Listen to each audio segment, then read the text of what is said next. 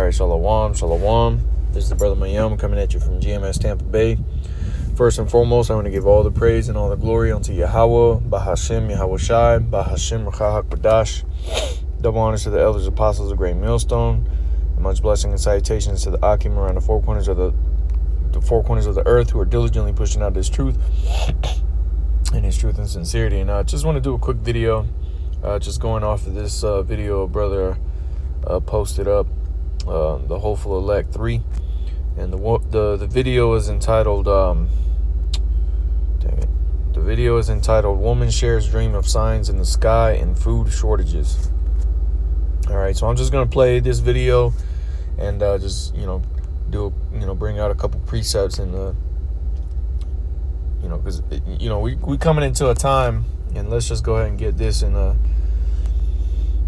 Habakkuk chapter 2, where the prophecies written in the scriptures are getting ready to come to pass. And the prophets of Yahweh Bashem Yahushai, who the Lord has revealed the secrets unto, have been telling you that these things of chaos and calamity and famines and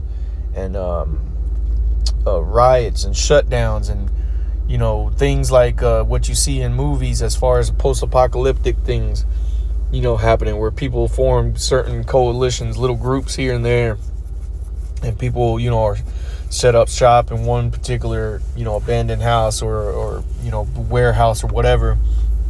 Well, these are the things that you're going to see take place here on the earth, man. All right, because they are written in the scriptures. And real quick, this is Habakkuk chapter 2 and verse 3. It says, "For the vision is yet for an appointed time, but at the end it shall speak and not lie. Though it tarry, wait for it, because it will surely come, it will not tarry."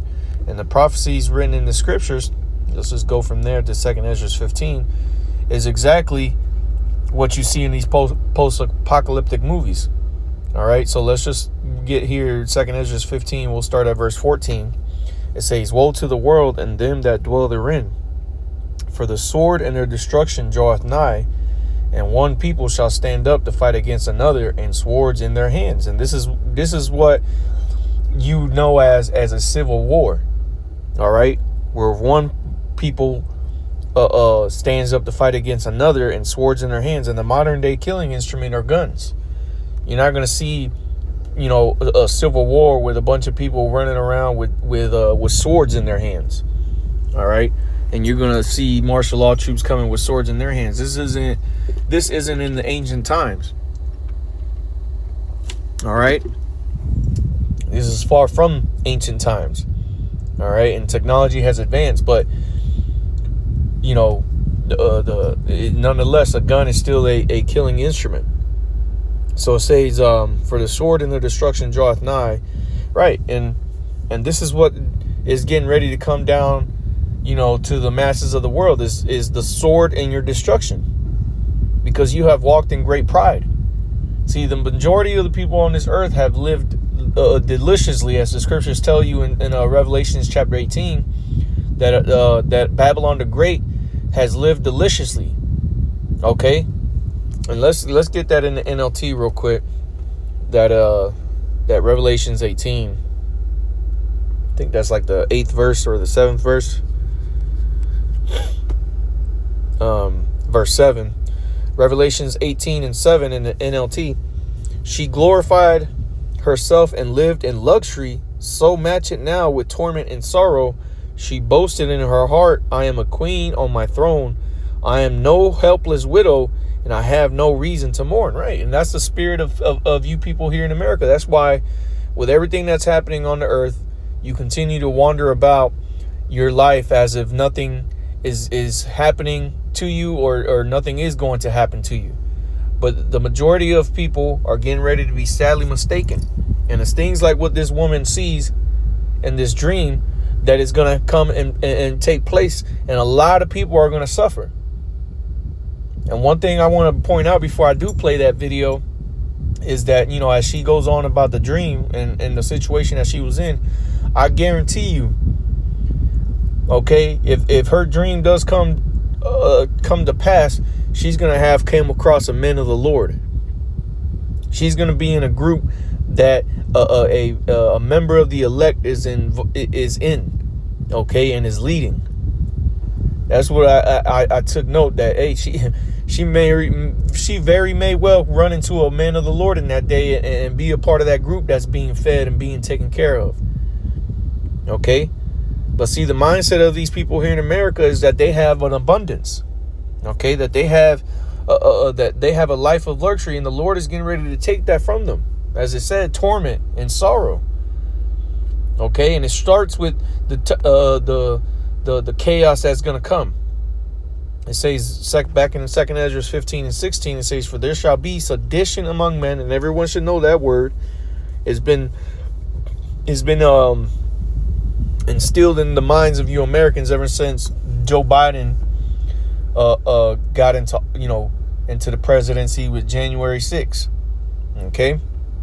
It says, for there shall be sedition among men, and invading one another, they shall not regard their kings nor princes, and the course of their actions shall stand in their power. And that's what's going to happen. Ain't nobody going to give a damn about what your governors, what your police chiefs, and what your senators or congressmen or even the president have to say in that day. People already don't give a damn about what Donald Trump got to say. You got people out here in complete uproars. Okay. Obviously, these people too terrified to actually take things into take matters into their own hands. But the time is going to come very soon where people will take matters into their own hands, and that's what it says here. In the course of their actions shall stand in their power. People are going to take matters into their own hands. The power they're going to take and put it into their own hands to make to take action, because they see that what the leaders that are currently set up, what they're doing is not changing anything. Okay. And it says, verse 17, and man shall desire to go into a city and shall not be able, for because of their pride the city shall be troubled, the houses shall be destroyed, and men shall be afraid. Right. So there's going to be those lockdowns again, and this time it ain't going to be no lackadaisy lockdown. It's going to be a serious lockdown where if you're found on the streets, you're either going to be taken or you're going to be shot. Okay, that's the type of lockdowns that are going to come. All right, because that's how crazy it's going to be out here.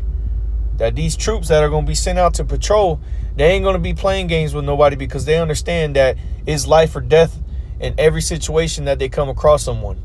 And that's the same mindset that a lot of people are going to have. They're going to have that life or death mentality. No one is going to be able to trust no one. And that's what the scriptures talk about in Matthew chapter 24, that the love of many shall wax cold. Nobody's going to have no trust and no feelings for anyone else except for themselves. Okay. And it said, verse 18, for because of their pride, the cities shall be troubled, and the houses shall be destroyed, and men shall be afraid. A man shall have no pity upon his neighbor, but shall destroy their houses with the sword and spoil their goods because of the lack of bread and for great tribulation. And this is what we're going to see. You're going to have people grouping up, meeting, having a so-called a hideout where they may have or may not have food. And the majority of people that do have food is in preparation for to fulfill this prophecy of it being taken from them. Because this is what's going to happen. You're going to have people who do have food outside of the elect, but it's not going to last them very long. And a lot of those people are going to die. The people that hoard food, they're going to die because they're like it just said here. Their neighbors are going to come, try to get into the house to get that food, and someone's going to get killed. Now, with the groups that have the men of the Lord, the people that come, follow a man of the Lord in that day, a golden man, a man more precious than the fine gold of Ophir, they're going to be okay. And we're going to have food and in abundance. Okay? And it tells you that in the book of, what's that, Isaiah 63, I believe. Or Isaiah, let me see. I think it may be Isaiah 65.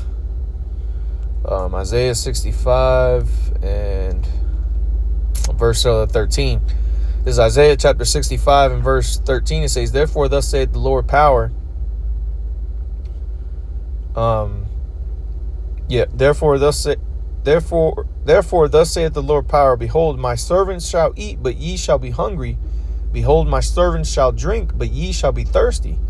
Behold, my servants shall rejoice, but ye shall be ashamed. Right. And the majority of people are going to be hungry. All right. They're going to be thirsty, and they're going to be suffering. But those that have put their trust into the Lord are going to be kept from these evils that are coming upon the earth. Okay. And those that choose to believe in what those men are saying and to follow them, they're going to be kept from those said evils too, if they believe and follow that man without doubting his word, because Yahweh Shai prayed for those that would believe on him through their words, through the prophet's words. Okay. So it says, verse 14, behold, my servants shall sing for joy of heart, but ye shall cry for sorrow of heart, and shall howl for vexation of spirit. And ye shall leave your name for a curse unto my chosen, for the Lord power shall slay thee, and call his servants by another name. Right. And the Lord is going to call his servants and bring us through to deliver us, man. Meanwhile, your ass is going to be left like the grass to wither. Okay, and to pine away. And the scriptures tell you that it is better to die by the sword than to die of the famine. Okay, so let me go ahead and play this video.